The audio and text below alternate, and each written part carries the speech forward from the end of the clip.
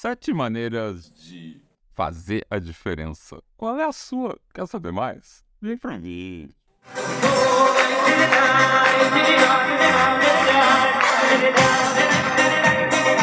Shalom, sou Israel Tvorek e esta é a porção semanal. Aliás, não é só a porção semanal, mas a gente dessa vez está ganhando 2 porções semanais, que são Vayakel e Pekudê. E ainda por cima, a gente está num Shabbat muito especial, que vai ser o Shabbat HaHodesh. Vamos começar então por essa história da Hodesh. A Hodesh é o mês. Por que mês está se referindo? Ao mês de Nissan, que daqui a pouco entra, e é quando a gente vai ter a festividade da liberdade, a festa da liberdade, qual que é? Pesach. Então, espiritualmente, materialmente, todo mundo já está começando a se preparar, e essa paraxá está mais do que no clima para isso. Inclusive, por isso, como a gente lê muita Torá durante o Pesach, nessa semana se juntam 2 paraxós. Então, você paga 1, leva 2. Gostou? Se você gostou, então, o que está demorando para dar um like? Além de dar um like, chama os amigos, né? Acerta aí o sininho das notificações, participa do nome do outros presenciais online. E antes de mais nada, obrigado demais para você que está realmente mandando um pix aí, isso faz toda a diferença para a gente poder prestar cada vez melhor os nossos serviços. E vamos falar da Paraxá e como é que você pode encontrar o teu caminho, o teu jeito de achar as diferenças. Isso tem tudo a ver com a menorá. A menorá tinha 7 braços. Cada braço significa que tem 7 estilos de alma, 7 atributos emocionais, e cada pessoa tem o seu forte. Qual que é o teu forte? Já vamos falar disso. Mas antes de mais nada, assim, o que quer dizer Vayakel? Vayakel quer dizer reuniu. Moshe reúne a turma e começa a dar as leis. Justamente o Hodesh é uma dessas leis super importantes, porque o primeiro dos meses é realmente o mês da liberdade. A gente conta o calendário hebreu a partir do mês da liberdade. Curiosamente, o ano novo hebreu é o 7º mês e é contado a criação da humanidade, do ser humano e tal, que aconteceu por esse calendário contado a partir da Saída do Egito. Aconteceu naquele ano antes disso, né? Aconteceu no 7º mês do calendário hebraico. E é comemorado sim, Rosh Hashanah, Yom Kippur, mais ali adiante, né? O dia do perdão, o ano novo judaico. Mas para efeito de calendário, o primeiro mês é agora. Então, isso já ativa toda uma questão mística de que a gente vai começar a se perguntar se realmente onde estão os maiores milagres. Né? Os milagres estão é anormal, em abrir um mar vermelho, ou em cada dia o sol nascer de novo, a gente ter o sorriso, o nosso coração vai continuar batendo, a gente segue respirando, a gente enxerga, a gente se propõe a fazer uma coisa e aquilo acontece. É demais. A gente não se dá conta, né? A gente gira o botão e o gás acende ali, é o que eu tô falando. Então, você risca o fósforo. Grandes milagres, grandes iluminações podem acontecer a partir de uma vela, mas você precisa riscar o fósforo. Imagina então a menorá que a gente está falando. Esse candelabro tem 7 braços, mas qual é o seu braço? Qual é o seu forte? Qual é o diferencial que só você pode fazer? Essa é uma pergunta inadiável. E isso também tem a ver com a segunda das paraxot, que é o Pekudê. Né? O que é Pekudê? São as contas. É fazer as contas.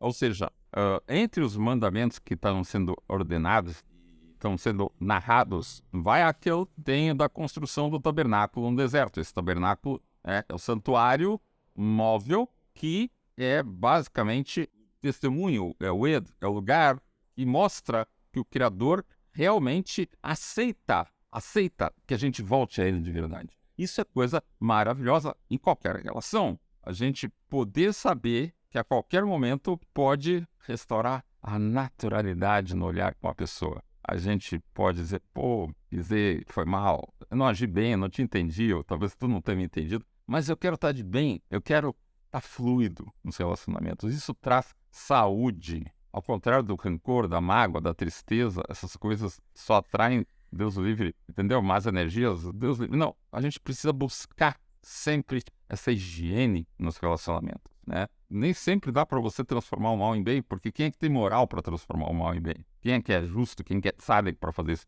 Mas a gente, pelo menos, pode quebrar o mal e ficar longe disso.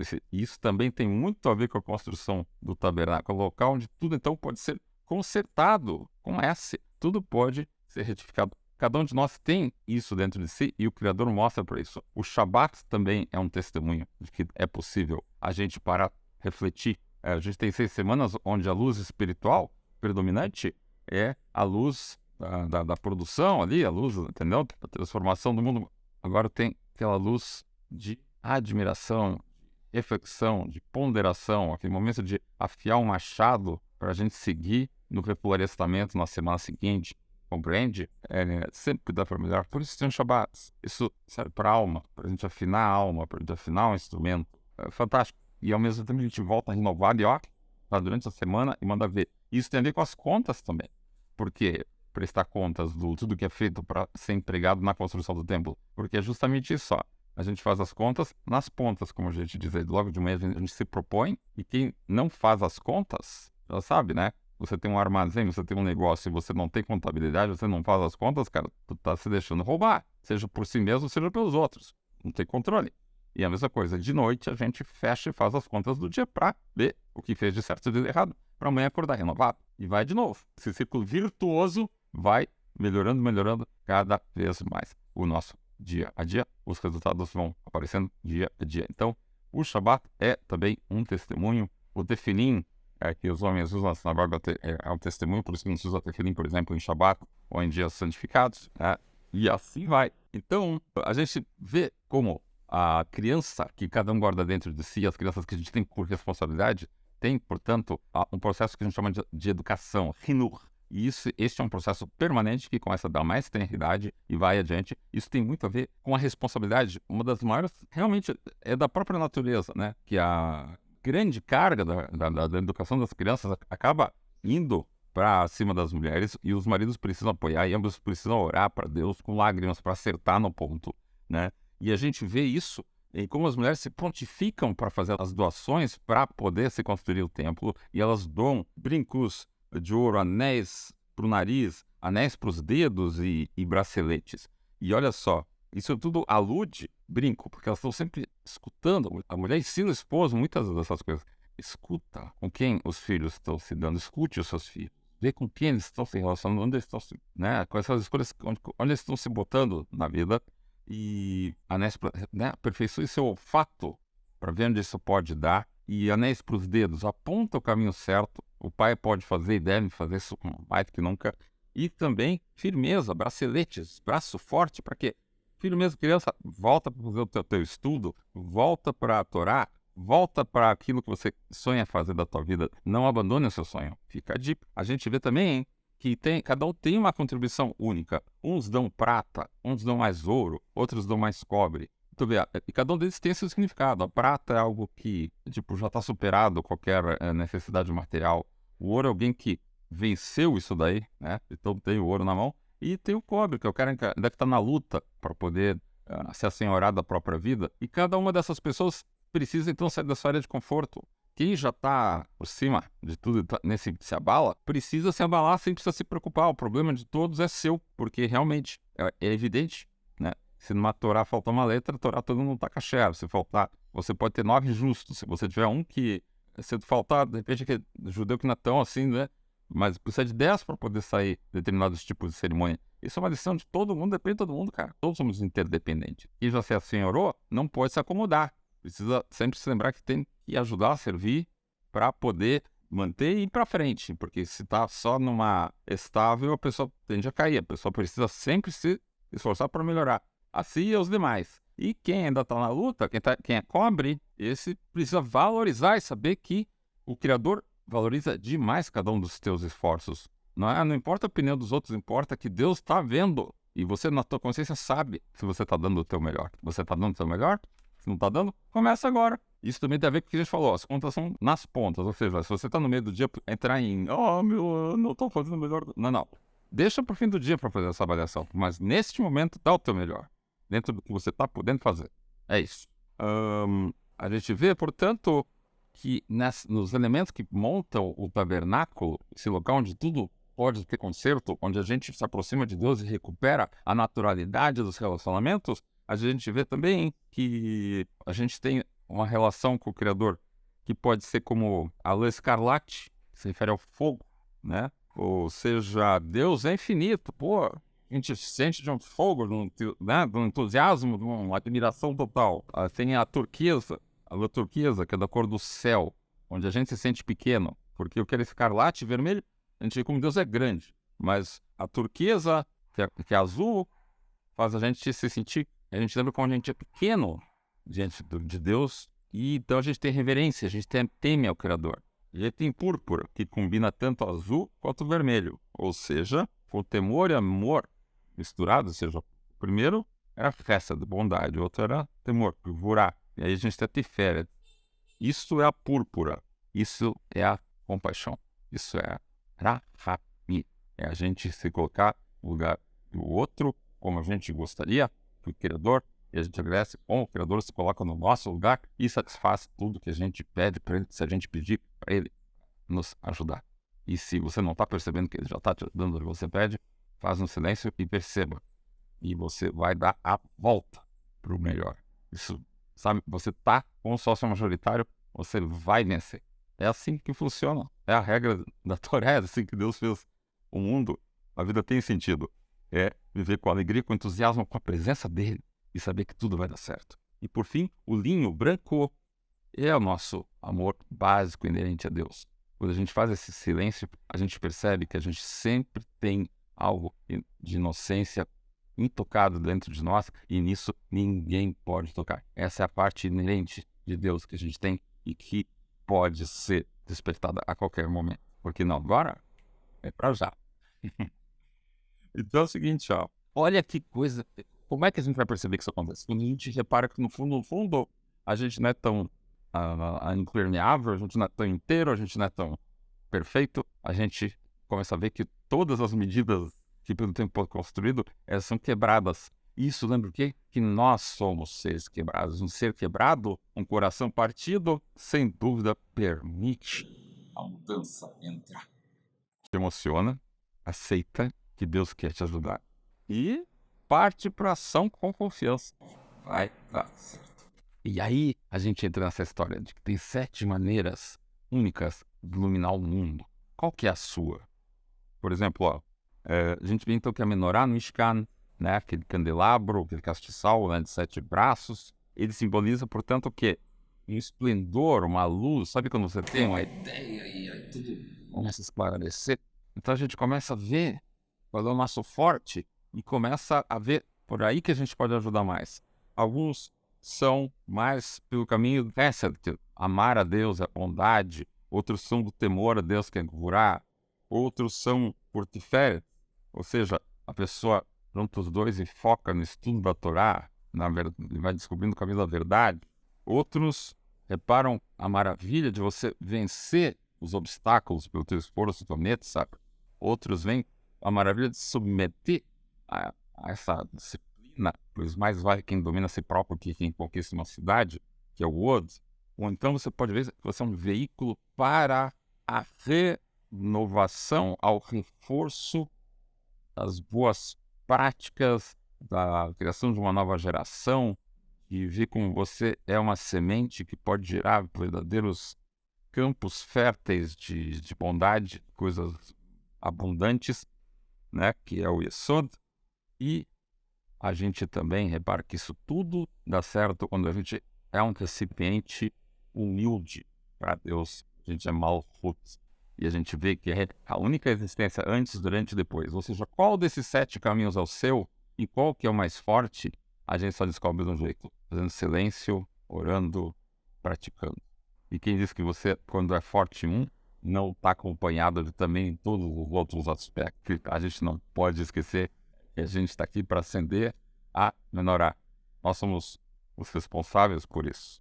Alguém pode nos iluminar o caminho, a gente procura os mestres, a gente procura os livros, a gente procura os bons colegas, a gente participa de estudos, etc, etc, etc. Mas a gente precisa fazer um ato, a gente precisa fazer um gesto, a gente precisa partir para a ação.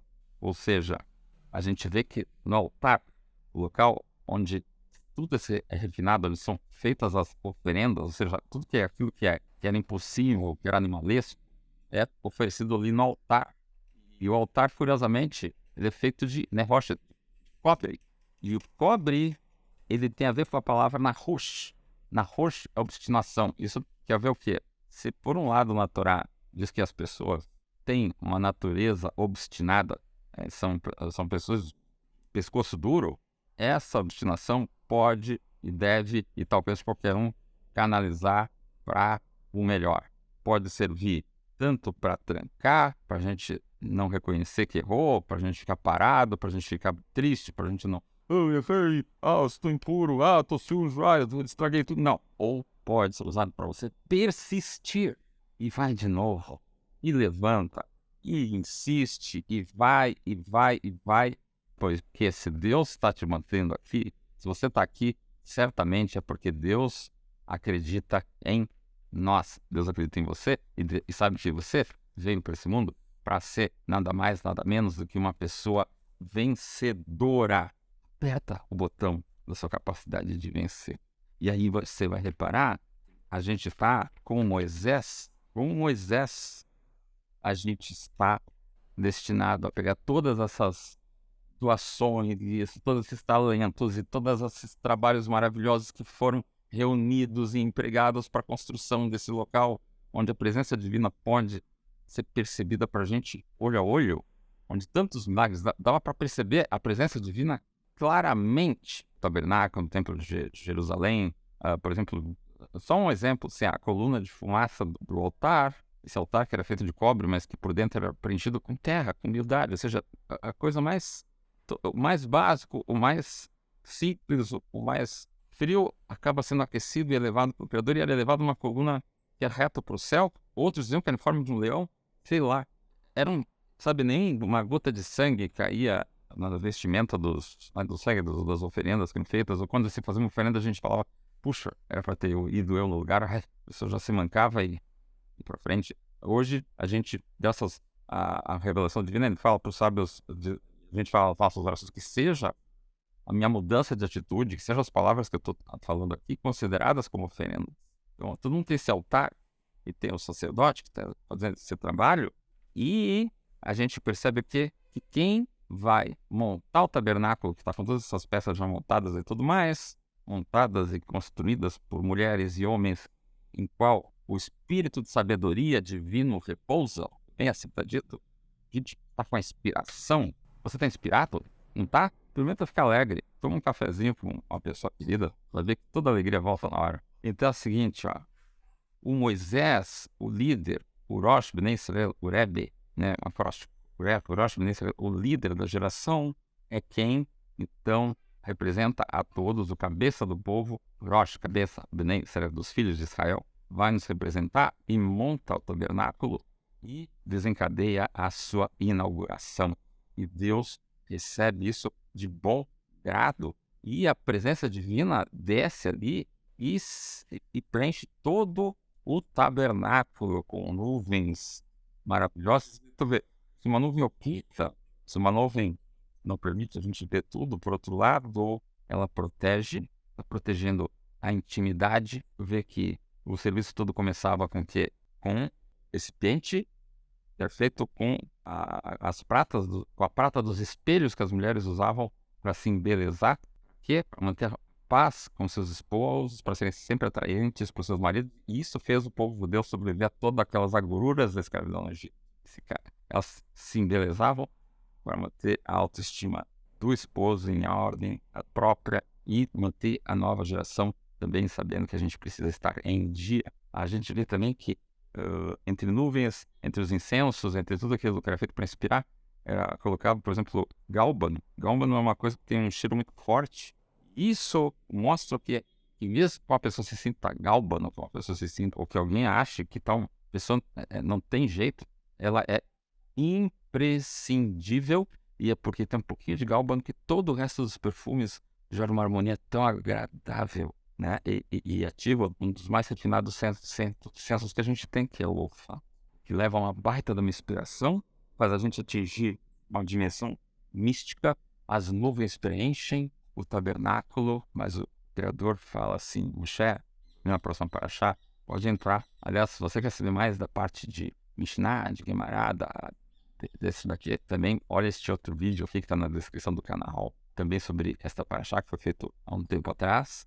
Mas, principalmente, a gente está agora concluindo o livro do Torá. O próximo vai ser o Vaikra, vai ser o Levítico. Não perca, onde todos esses detalhes de relacionamento, a gente vai ter inúmeras dicas de como prosseguir cada vez de degrau em degrau, de mais suavidade, mais efetividade, mais suavidade, pois força se expressa é quando a gente consegue se expressar com tolerância, com aceitação incondicional das diferenças, com a felicidade de poder ver o meu braço da melhorar, não é o único, não é o mais correto, mas sim a diversidade, a gente se fortalece, a gente enriquece as alternativas e as nuvens dessa entidade repousam nesse local de reencontro com o Criador, nesse tabernáculo que a gente tem dentro de si e que a gente se dá conta que é despertado através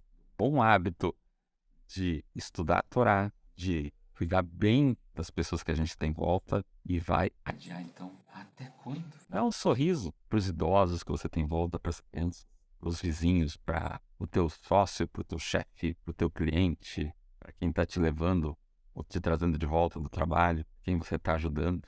Ao servir e ao ser servido, demonstre tremenda gratidão pela oportunidade, que é o que a gente está dizendo aqui. Então não deixa de dar teu like, beleza? Mas quem está mandando pix aí para a gente continuar melhorando continuamente os nossos serviços, participe dos nossos encontros presenciais online e principalmente para a tua preparação aí do Pêssar, fala conosco se precisar, convite-nos e tentar ajudar e mais educação. Aproveite desde já cada momento da tua vida para fazer desta oportunidade a mais rica, mais realizada, mais doadora e, porque tem Torá no coração, mais duradoura, para que em cada um dos teus gestos você sinta ser esta oportunidade uma ocasião duradoura. Você mostre que, por ser uma pessoa doadora, você se torna o melhor recipiente para todas as bênçãos. E por isso a gente te deseja muitas bênçãos lá do alto, muita felicidade, que você tenha um excelente dia, maravilhosas horas, mais anos de vida, mais vida aos anos, ou principalmente um excelente Shabbat com muito Shalom, cercado da tua família e amigos. E até o próximo vídeo.